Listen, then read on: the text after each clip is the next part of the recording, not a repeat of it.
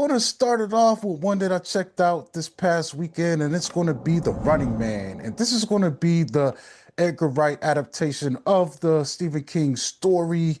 And in this film, in the near future, The Running Man is a top-rated show on television, a deadly competition where contestants must survive 30 days while being hunted by professional assassins.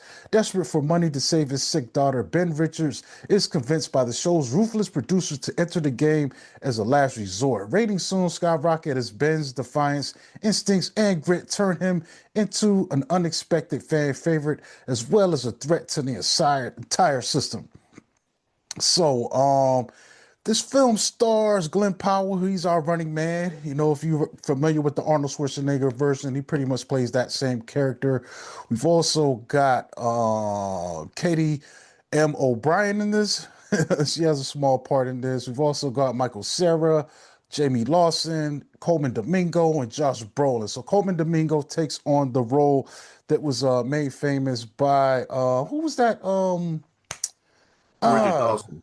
Richard Dawson, yeah, in the first film, and Josh Brolin plays the studio executive behind the whole thing in this film, Dan Killian.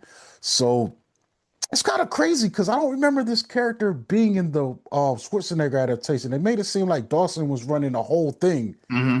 yeah, in that version. So this one kind of has some people were telling me I never read the story, but it has different pieces of that story in this film than the Arnold Schwarzenegger version did. So we've also got terms from William H. Macy in this as well. And I think this film is solid. For the most part, it was entertaining. Watching it. I think everything is done on a pretty good scale. They've got new money involved. The thing. So this thing has a first coat of paint on it. Compared to the original version. So it definitely has. It feels like something that was made now. I think the story, the changes are compelling. It's a different kind of competition. I felt like in the original version, they had to run through this zone. It's kind of like a game It's show kind of setting. underground. Yeah, everything's kind of Yeah. contained. Yeah. Yeah, so in this version, they let these players of this game loose in the wild, and it goes from there.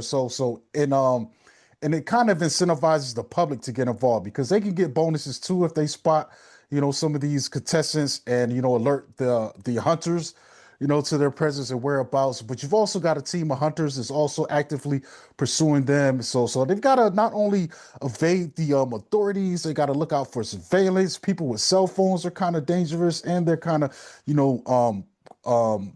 putting on disguises, and trying to find allies in this crazy, desperate time. And one thing that does stand out is this world building. It is a world that feels a bit like the in the original film where you've got these have-nots. It's like a class system, and so Ben Richards in this film version, same thing. He's kind of a working class guy, but struggling, kind of on the fringes. Like kind of definitely in this scrappy working class.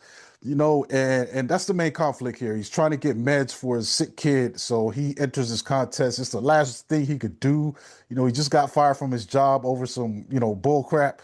So he enters this contest and his goal is to win so he can help his kid. And you kind of see that separation. It's very abundant. This world kind of feels a little bit like, I swear to God, I feel like I'm watching Idiocracy a little bit. It Okay. has that kind of, vibe to it where things are so outrageous, even their form of entertainment, because this isn't the only show that's out there for contestants. This is probably the most popular one, but there are other contests that are just as crazy, and some of them are pretty deadly too. So it's interesting that when he goes in, the producer tries to well, his wife is like, yo, like just do one of these simple things. We don't need a lot, but he needs a big bag. He wants a big bag, the big amount for the big game, which is the running man. So he skips past all that crap and he goes for the running man. The producer convinces him, like, nah, man, what's that gonna buy you? A couple years? You need life-changing money, and Yeah. convinces Yeah. him to get into this. And it goes from there. So I think the acting for the most part is pretty good. Most of the characters that we've got playing these characters are pretty solid. I did like Coleman Domingo as the co-host, but I think Brolin's character adds a really interesting dynamic that we didn't get from that original the Schwarzenegger film. Putting adding that behind the scenes stuff in there too, man. So it enhances it a bit. And like I said, for the most part, I enjoyed this film. I think it's an entertaining film, but for something to be directed by Edgar Wright, there was a little bit left to be desired. Like in the Okay. moment, I felt like I liked this thing and I enjoyed the story and the beats and all that. But there was a certain like maybe I have certain expectations when he makes a film. Like it didn't feel like an Edgar Wright film. You know, it felt Okay. like if you told me someone else directed it, I would have been like, okay, yeah. You know, there weren't like his staples that I'm used to seeing in things like Hot Fuzz and even Baby Driver, you know, those little ticks are missing in this. And I don't know if it has something to do with the fact that this is a, you know, kind of a big deal to even be making this film now. So maybe he didn't have as much freedom to do what he wanted to do with it. I mean, there are some moments where I feel like he's kind of some attitude in this. Like this film is really angry, really against the Okay. system, kind of angry, you know. But I definitely would have probably what I was used to more of his artistic flourishes, you know, the way he edits and stuff. Because there's points in this film where it doesn't have also a consistent look to it and flow to it. You know, the action and Okay. stuff is happening, but there's this really frantic editing style that's kind of just all over the place. You know what I'm saying? And but for the most part, I think it's going to be serviceable. People are going to enjoy it. It's getting mostly positive reviews. You know, I'm probably getting it about it like a 3. Like I like it in a moment, but I'm not sure how fast I'll be going back to watch this. You know, considering what was there. You know, and honestly, I liked that Schwarzenegger Running Man, but I always thought it was a film too that you could go in and make a better film. You know what I'm saying? Out of it, I Yeah, just before this remake. Well, I didn't around to see the remake yet. mm, But the Get Movie Gamer is one that I kind of always thought was close to Running Man. You remember that mhm. one? Yeah.